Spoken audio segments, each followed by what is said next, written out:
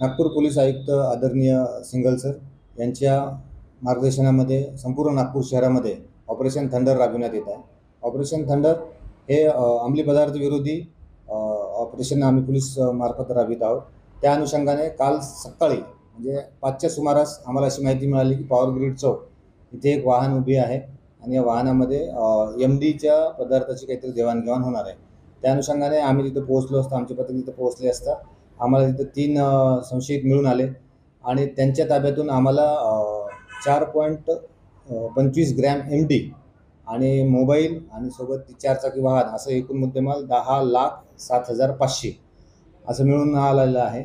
आणि त्या जे 3 संशयित मिळून आले त्यांची नावं आहेत अंश वीरेंद्र पुरिया वय 22 वर्ष, प्रियांशु अनिल शुक्ला वय 23 वर्ष आणि अभिषेक अशोक भावरकर वय 25 वर्ष। हे तिघेही छिंदवाड्याचे आहे।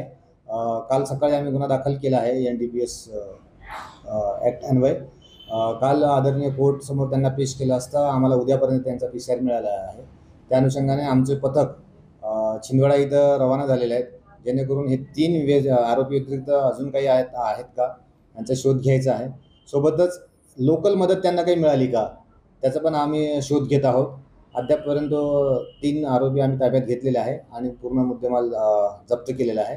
सदरची कारवाई ही माननीय पोलीस आयुक्त डॉक्टर रवींद्र कुमार सिंघल साहेब, माननीय जॉईंट CP साहेब, माननीय नॉर्थ रिजन साहेब, माननीय DCP कदम साहेब, माननीय ACP बंडीवार साहेब आणि पोलीस स्टेशन कपिलनगरच्या पथकाने ही कारवाई केली आहे।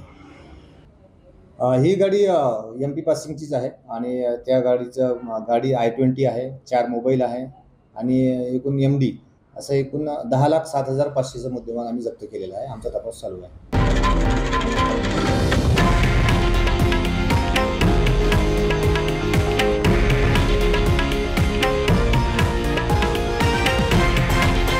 हे आहे देशातील नंबर 1 न्यूज नेटवर्क आणि आपण पाहत आहात TV9 मराठी, एकमेव।